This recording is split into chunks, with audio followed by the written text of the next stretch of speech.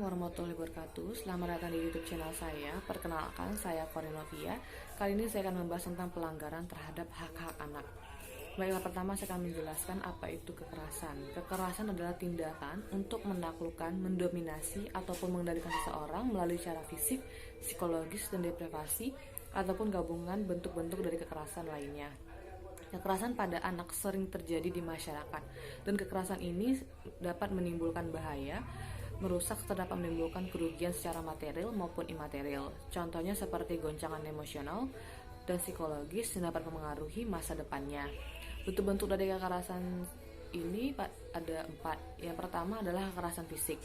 Kekerasan ini sangat mudah untuk dikenali karena dampak yang diberikan sangat terlihat jelas.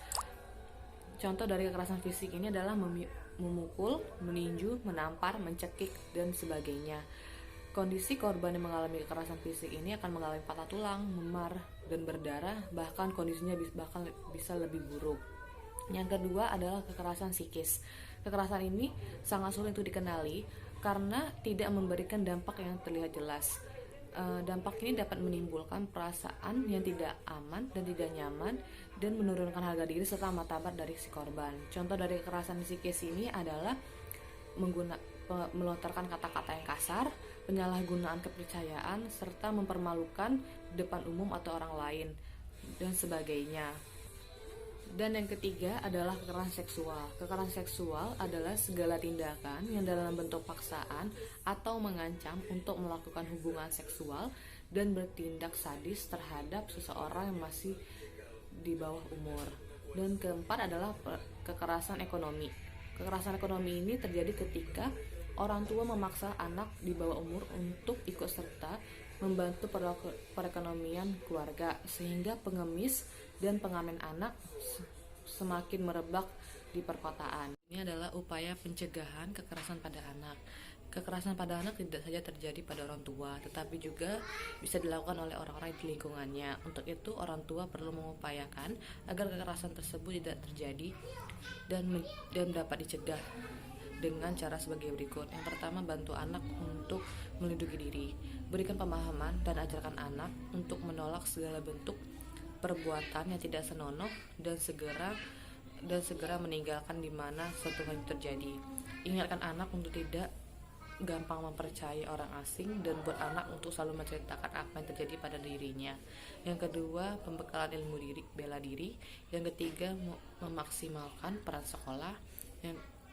Sekolah harus memiliki fungsi kontrol sosial yakni memiliki asesmen atau penilaian terhadap perilaku anak.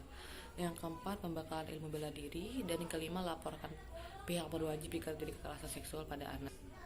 Hal ini bertujuan agar segera diambil tindakan lebih lanjut terhadap tersangka dan mengurangi angka kejahatan kekerasan yang terjadi. Korban kekerasan harus segera mendapatkan penanganan medis dan serta mendapatkan dukungan dari keluarga. Salah satu upaya untuk mencegah terjadinya kekerasan pada anak adalah dengan menyelenggarakan perlindungan terhadap anak sebagaimana diatur dalam Undang-Undang Nomor 35 Tahun 2014 tentang perubahan atas Undang-Undang Nomor 23 Tahun 2002 tentang perlindungan anak.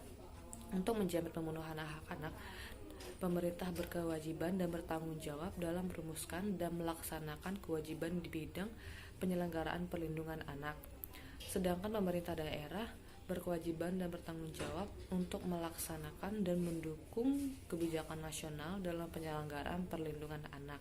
Dalam pasal 59 Undang-Undang Nomor 35 Tahun 2014 dan atas perubahan Undang-Undang Nomor 23 Tahun 2002 tentang perlindungan anak, bahwa pemerintah daerah dan lembaga negara lainnya bertanggung jawab dan berkewajiban untuk memberikan perlindungan khusus kepada anak-anak, antara lain anak korban kekerasan fisik atau psikis, kekerasan seksual, perlakuan salah, dan penelantaran.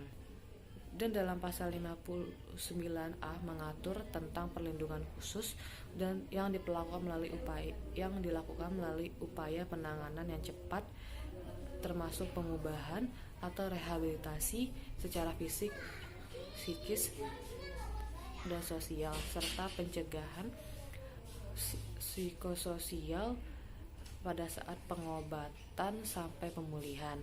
Pemberian bantuan sosial bagi anak yang kurang mampu dan pemberian perlindungan dan pendampingan pada setiap proses peradilan. Dan selanjutnya kita akan membahas ketentuan hukum yang mengatur pelanggaran terhadap hak anak. Pelanggaran terhadap hak anak diatur dalam Undang-Undang Nomor 35 Tahun 2014 tentang perubahan atas Undang-Undang Nomor 23 Tahun 2002 tentang perlindungan anak. Dalam undang-undang ini menjelaskan bahwa pemerintah daerah, masyarakat, dan juga orang tua berkewajiban untuk melindungi dan bertanggung jawab terhadap perlindungan hak-hak anak.